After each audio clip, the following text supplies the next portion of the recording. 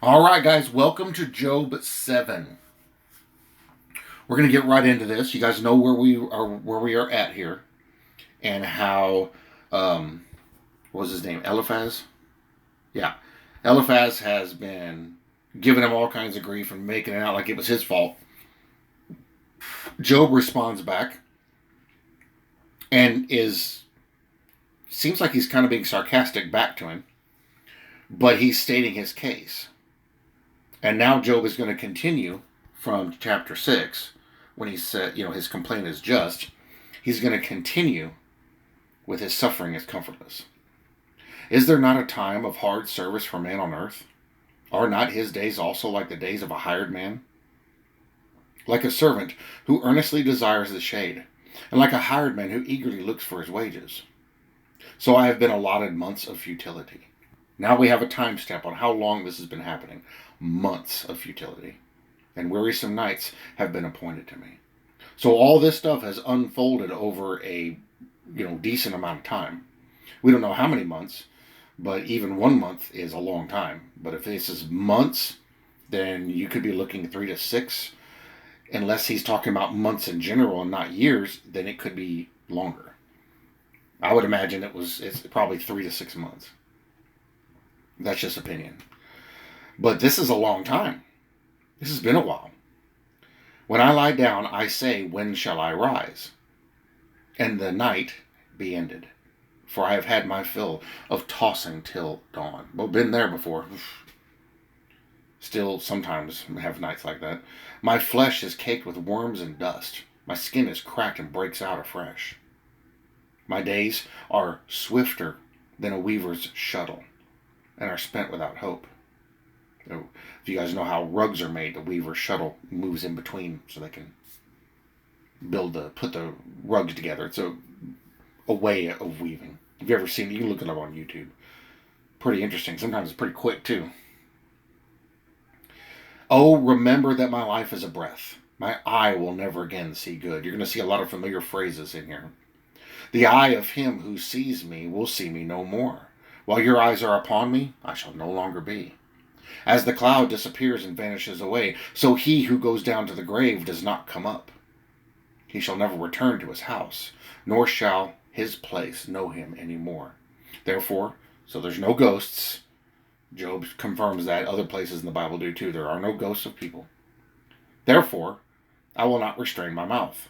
I will speak in the anguish of my spirit. I will complain in the bitterness of my soul. Is he justified in this? Absolutely. We all are.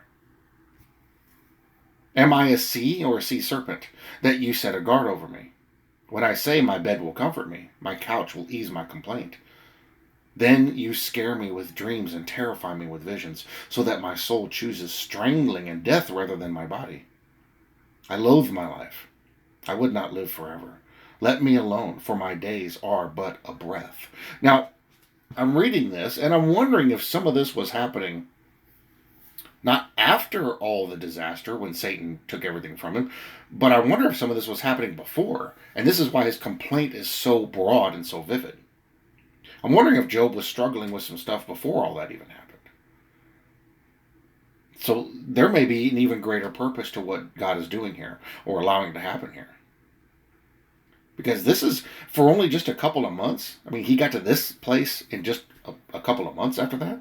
I mean, I understand, but if he trusts in the Lord, why would he go so far? Oh, wait, I'm wondering if he had more issues beforehand. I'm wondering if he was tormented beforehand. Well, let's take us back to chapter 1. What was his concern about his sons and daughters in chapter 1? A man with so much stuff always has to worry about robbers and people stealing and taking advantage.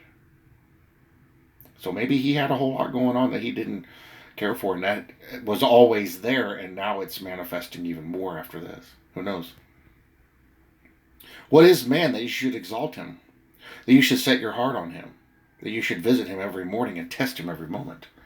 How long will you not look away from me and let me alone till I swallow my saliva? Have I sinned? What have I done to you, O watcher of men? Why have you set me as your target, so that I am a burden to myself? When Why then do you not pardon my transgression and take away my iniquity? For now I will lie down in the dust, and you will seek me diligently, but I will no longer be. Interesting statements. So he's kind of blaming God. Actually, there in a couple of those verses at the end, it almost sounds like he's talking to Satan, but because he's asking, "Why are you bugging me? Leave me alone." But he's kind of blaming God, but then he's kind of not. See, I get more of a sense that there was some stuff going on before any of the disasters happened. That he was struggling with issues. Most people who walk with God do suffer with issues, especially in these latter times. So it's not a surprise. Now, can he blame God? Well, in a way. I mean, not really, but God did allow Satan to do these things. So he has a complaint, but I think his complaint is misplaced. For maybe misplaced because of the reasons why he's placing it. Now, from his perspective, we have the unique perspective of seeing it from multiple angles. He only saw it from his angle. But not only does it seem like he had issues going on before the disasters happened, as evidenced from chapter 1, and then you look at his wife, I mean, obviously his wife wasn't too much of a good character.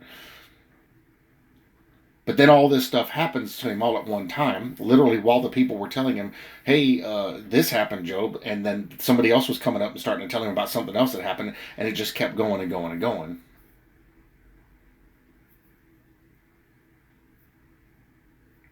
Not only that, but now that all this is laid on him, now his friends are over here tormenting him. And so they're just adding insult to injury. They're covering him with dirt.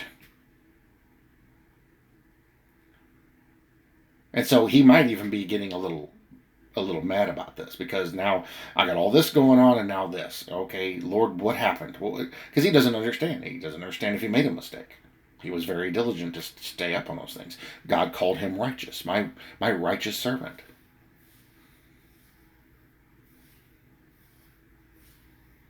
Now, what this is ultimately going to lead us to, and this will be evidenced by the speech God makes at the end of this book, is that who are we to ask God?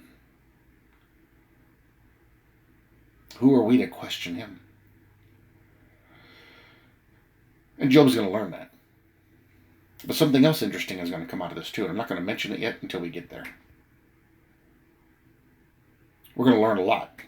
We're just on chapter 7. We're going to learn a lot. And we're going to see a lot of very familiar phrases that are elsewhere in the Bible.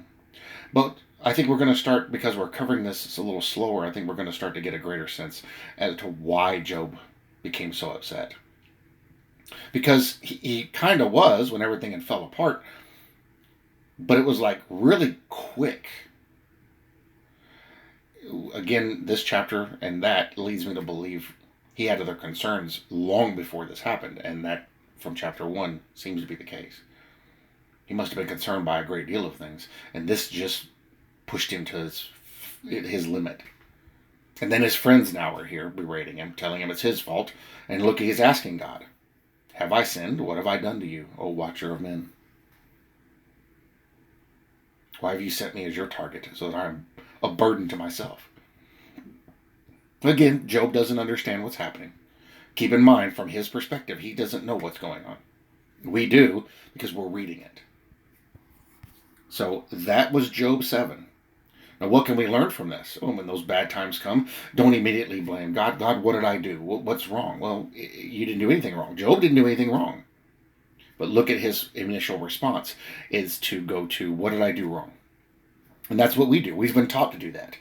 God, what did I do? Did I do something wrong to cause this to happen? But instead, Lord, where is this going that I may learn from it? So when your understanding starts changing, and this has all been put here as the Bible confesses, these things are for our example. That's what it says in the New Testament. So this is an example for us to not be that way when those bad things happen. Lord, what did I do that I should deserve this? But instead say, Lord, where is this going Teach me that I may glorify you, that I may learn from this. Make me to be steadfast and patient. Changes the understanding, changes the direction, changes the response. See, Job didn't have those examples. He doesn't know. So he's going off what is happening to him right now. He can't see these things outside of this. He doesn't know what's happening. He doesn't know what's going on with Satan. He doesn't know what God had told him to do. He doesn't realize this. He just knows everything is falling apart. And it seems there was a lot of concerns going on there. Now, maybe God is doing this because he's going to cleanse some of those things. These bad things that happen in our lives cause us to look to God. What is Job doing right now? Responding to God. It may not be particularly helpful the way he's doing it, but he's doing it. And this is what we are to do. This is a lesson for us, that instead of looking to ourselves or looking to the world, look to God for comfort. When the bad times come, we run to him. This is why these bad times come, to send us to him, to look to him, to watch for him, to wait on him. So that was Job 7. Tomorrow will be Job 8. Bildad speaks. So friend 1 had his chance. Now, friend 2. And it's titled, Job Should Repent. Job, your fault, buddy. So they're going to keep blaming him. So tomorrow, or not tomorrow, day after tomorrow, we'll see what he has to say. And there's still a third friend after this that's going to unload on him. So this is going to be interesting to see where this goes. All right, guys. That was Job 7. We'll see you in the next one.